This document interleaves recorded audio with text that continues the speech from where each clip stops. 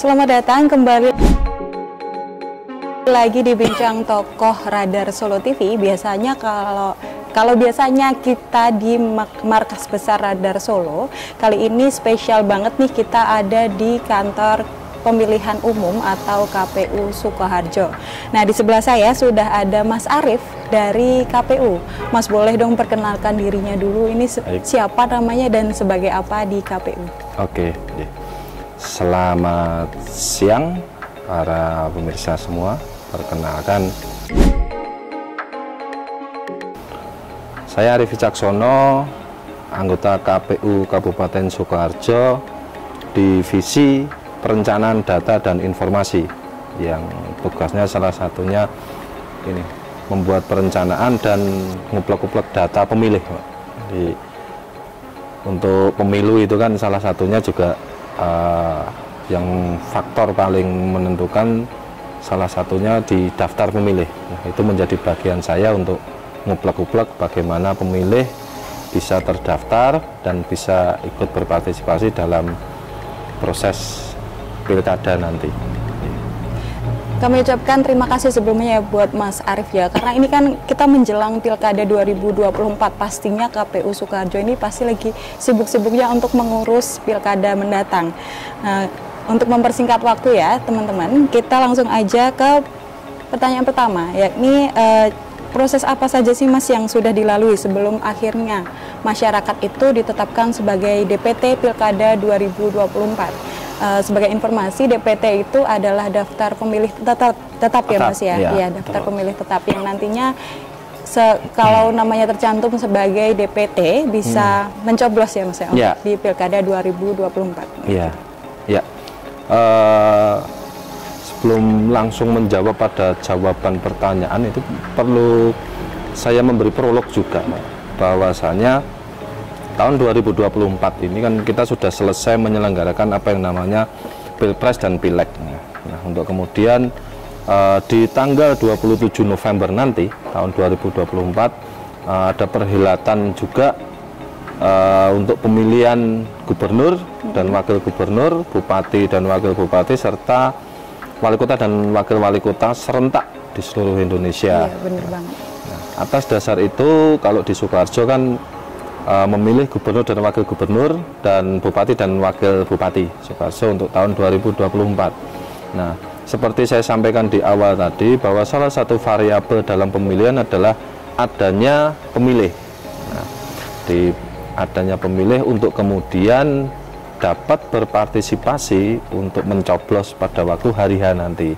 Nah, salah satu tahapan yang sudah kita lakukan adalah kami atau KPU secara berjenjang dari KPU RI, KPU Provinsi turun ke KPU Kabupaten Kota itu sudah menerima data kependudukan dari Kementerian Dalam Negeri yang disebut data potensial pemilih atau DP4 itu, dan data itu kita jadikan sebagai bahan dasar kita untuk melakukan tahapan pencocokan dan penelitian yang sudah kita lakukan. Coklit ya, atau yang sering dikenal bahasa kerennya atau bahasa yang mudah difahaminya coklit ini. Nah, sudah kita lakukan di bulan Juni-Juli kemarin, selama 1 bulan kita mencocokkan data dari Kemendagri untuk kemudian kita door to door kepada masyarakat. Lalu dari kegiatan coklit itu kita sudah sedikit setengah matang ini datanya Mbak, tersaring siapa sih yang akan menjadi calon pemilih nantinya pada perhelatan di 27 November nanti.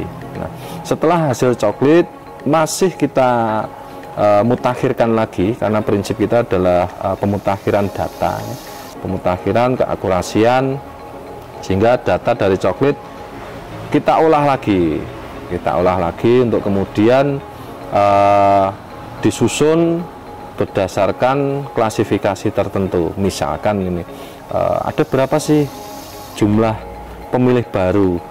Nah, pemilih baru dalam artian di sini yang baru ber-KTP ataupun ada pemilih yang masuk kategori pensiunan TNI Polri. Ini bisa kita masukkan dalam pemilih baru. Lalu ada klasifikasi pemilih yang sudah meninggal. itu kita mutakhirkan. Nah, sehingga untuk kemudian secara berjenjang nanti akan masuk atau pada akhirnya akan kita tetapkan menjadi daftar pemilih tetap tadi. Tapi prosesnya masih ada beberapa proses untuk menuju DPT atau daftar pemilih tetap nanti, Mbak. Seperti itu kurang lebih. Sebenarnya tugasnya banyak banget ya kalau untuk menjadi tim dari anggota Komisi Pemilihan Umum ini, karena masih door to door juga ya Mas ya. Ya. Nggak kalah dari sales ya Mas ya ternyata ya. Kita beri apresiasinya untuk tim KPU juga nih, karena pekerjaannya memang cukup berat ya, karena harus datengin ke warga satu persatu ya ini ya. Dan secara prinsip kita kan memberikan atau tidak menghilangkan hak pilih. Kita mewaspadai itu, sehingga kita membuka ruang atau membuka apa yang namanya kesempatan seluas-luasnya kepada masyarakat. Artinya ruang kita buka melalui informasi bahwa masyarakat yang belum dicoklit itu masih bisa untuk mengurus. Misalkan ada satu masyarakat yang kemarin ternyata lupa dicoklit, terus masih bisa mengurus untuk biar terdaftar sebagai pemilih. Itu silahkan mengurus ke kelurahan ataupun kecamatan, karena kita di jajaran kita di tingkatan kecamatan atau yang disebut PPS itu ada sekretariatnya, dan di tingkatan kecamatan atau di PPK namanya itu juga ada sekretariat kan, dan kita membuka posko di situ, posko cek DPT online ataupun posko pengurusan apabila belum terdaftar menjadi calon pemilih, sehingga masyarakat jangan khawatir. Selama prinsip kita kan KPU melayani, selama masyarakat berkenan untuk mengurus, jam berapapun silakan kontak, nanti akan kami bantu untuk pengurusan, agar tujuannya adalah memberikan haknya sebagai pemilih pada perhelatan 27 November nanti. Kalau saya mewakili dari masyarakat nih Mas, berapa lama sih sebelum akhirnya masyarakat itu nanti ditetapkan sebagai daftar pemilih tetap di Pilkada 2024? Kan penasaran nih kita di. Ya, jadi selama sudah terdaftar dalam coklit kemarin, masyarakat sudah bisa melakukan pengecekan apakah saya sudah terdaftar sih sebagai pemilih di 27 November nanti. Salah satunya melalui portal cekdptonline.kpu.go.id. Nah, nanti akan muncul kalau diklik di website itu. Kita kan zaman sekarang sudah familiar dengan namanya internet kan, Pak. Jadi tidak menjadi hal yang susah untuk dilalui oleh masyarakat pada umumnya. cekdptonline.kpu.go.id. Di situ nanti akan muncul panduan, salah satunya memasukkan NIK-nya atau nomor induk KTP-nya itu, dan nanti selama yang bersangkutan itu sudah terdaftar, dia akan muncul namanya, NIK-nya sudah cocok, NKK-nya atau nomor kartu keluarganya, sama lokasi potensial TPS di mana yang bersangkutan nantinya akan melakukan pencoblosan di situ. Nah, apabila masyarakat itu belum, ya tadi silahkan bisa mengurus ke kantor sekretariat PPS di tingkatan kelurahan ataupun kantor sekretariat PPK di tingkatan kecamatan, atau bisa datang ke kantor Komisi Pemilihan Umum Kabupaten Sukoharjo. Pelayanan itu kita buka 24 jam dan 7 hari dalam 1 minggu ini. Artinya ya tadi prinsip melayani, selama masyarakat ini berkehendak untuk dilayani, kita akan layani semaksimal mungkin. Seperti itu. Gitu ya teman-teman ya. Terus untuk ini Mas, apakah nama-nama yang keluar dari cekdpt.kpu.go.id ya? Ya. Apakah itu sudah final atau misalnya masih bisa diperbaiki? Misalnya contohnya saya itu bukan warga Sukoharjo sebelumnya, tapi saya terus mutasi ke Sukoharjo, wilayah Sukoharjo, tapi belum tercantum nama saya di cekdpt, atau mungkin entah belum terkena coklit atau gimana gitu. Apakah masih bisa diperbaiki, Mas? Ya, Jadi prinsipnya adalah kalau pilkada ini atau pemilu ini kan berbasis pada data kependudukan secara de jure. Artinya data kependudukan yang sudah diakui melalui Dinas Kependudukan dan Catatan Sipil. Nah, semua berbasis pada data tersebut.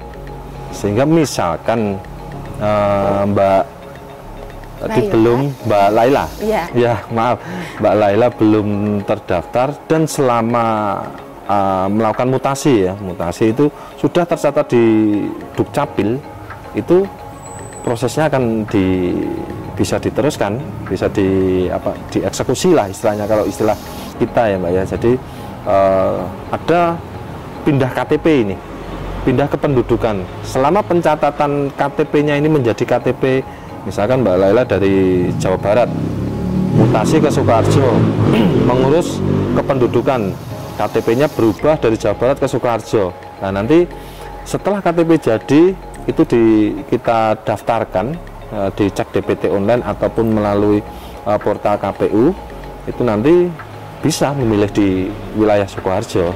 Selama, ya itu tadi, kami berbasis pada de jure dari berkas atau dokumen kependudukan.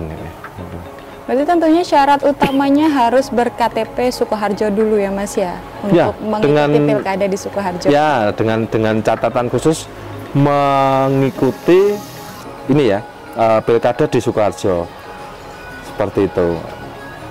Kalau memang misalkan ber-KTP Sukoharjo tetapi tidak ber-KTP Sukoharjo, tetapi ber-KTP Jawa Tengah, untuk pilkada di Jawa Tengah masih bisa. Nanti kan kalau kita bicara soal pemilihan teknis pemilihan pemungutan atau pencoblosan nantinya, itu kan kita milih gubernur dan wakil gubernur, bupati dan wakil bupati untuk Sukoharjo. Artinya nanti akan ada 2 kotak suara, satu untuk gubernur, satu untuk bupati dan wakil bupati. Lah, ini berlaku untuk data kependudukan yang berada di wilayah administrasi provinsi Jawa Tengah. Misalkan Mbak Laila dari Kendal misalkan, dan kebetulan bertugas di Sukoharjo, KTP-nya Kendal, akan mencoblos di Sukoharjo karena pada waktu tugasnya tidak bisa, harus pulang balik. Mbak Laila bisa mencoblos di Sukoharjo, tetapi surat suaranya hanya dapat 1 untuk gubernur dan wakil gubernur. Untuk bupati dan wakil bupati Mbak Laila nggak akan dapat.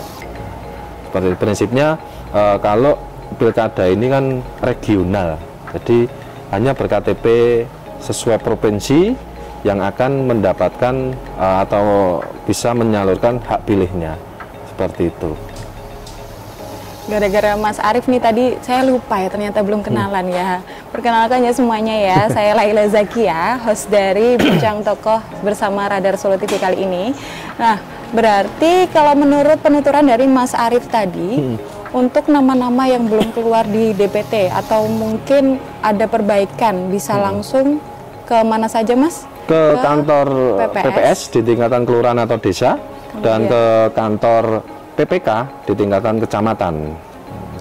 Yang kebetulan kita buka posko cek DPT online dan pengurusan untuk layanan pemilih gitu. Dan untuk yang ber-KTP Jawa Tengah atau Sukoharjo yang berada di luar daerah tetap harus pulang ya Mas ya? Iya, karena harus pulang dulu. Karena memang kalau kita bicara di pilkada ini kan ya tadi regional, misalkan ya saya ambil contoh ilustrasi, tetangga kita si Fulan bekerja ini di Tangerang karena dan masih ber-KTP di Sukoharjo.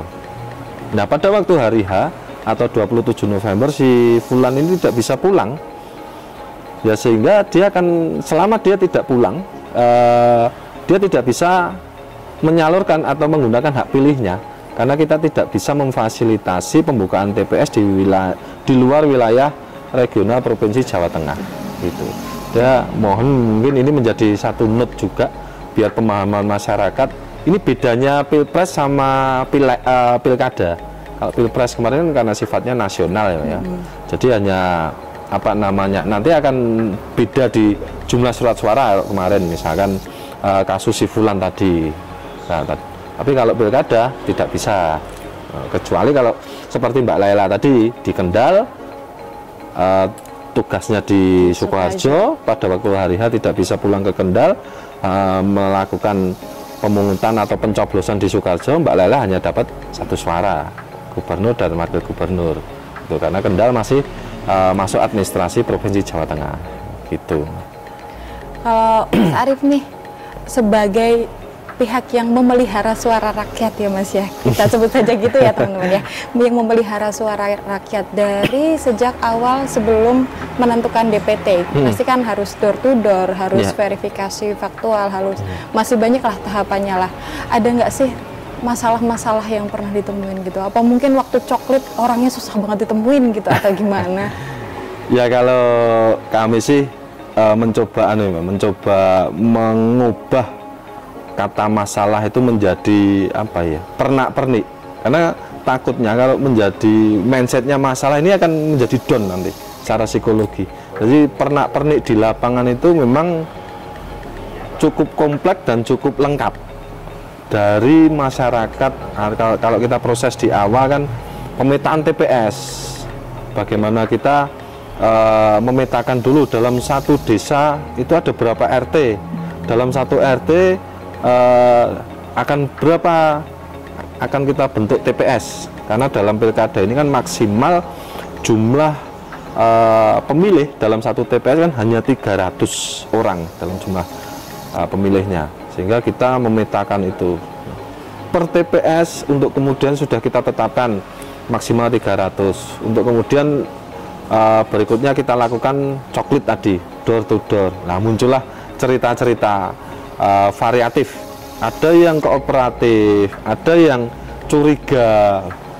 Saya ya walaupun pada waktu proses coklit itu petugas Pantarlih, pemutakhiran data pemilih kita sudah dilengkapi dengan atribut ya. Mulai dari topi, ID card, ada rompi, itu pun ada masyarakat yang ya masih saja ya namanya mungkin heran, mungkin takut dengan kondisi sekarang. Ya ada cerita unik, misalkan gini, ada masyarakat yang ketakutan karena saya itu tidak pernah punya hutang, tapi tiba-tiba ada yang datang, saya kira penagih hutang. Iya. Kalau ada juga yang angsuran saya masih tanggal besok, kok ini sudah ada yang datang. Nah, antara dikira debt collector atau penagih pinjol ya sebenarnya. Ya itu salah satu pernak-perniknya ya, pernak-perniknya. Sehingga ada juga yang kemarin memang dari Pantarlih itu sengaja kita ajak komunikasi. Ada beberapa wilayah yang kebetulan kalau di Sukoharjo ini berdekatan dengan secara geografisnya berdekatan dengan gunung. Ada yang dikejar-kejar monyet, itu ada Mbak. Jadi pernak-pernik cerita ya. Ada juga yang memang sengaja mendokumentasikan proses coklit itu sebagai salah satu sarana sosialisasi. Jadi ya sekarang ada TikTok, ada Instagram.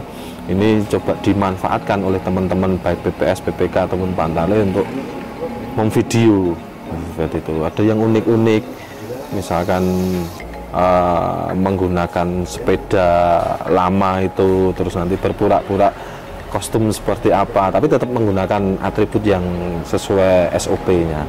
Jadi tetap bisa berekspresi ya petugas-petugas KPU ini ya, walaupun sambil menjalankan tugasnya untuk mengawal suara rakyat itu tadi ya. Iya, makanya kita sebut bukan menjadi masalah, tetapi tantangan tadi, biar psikologisnya tidak, kita tetap semangatnya itu.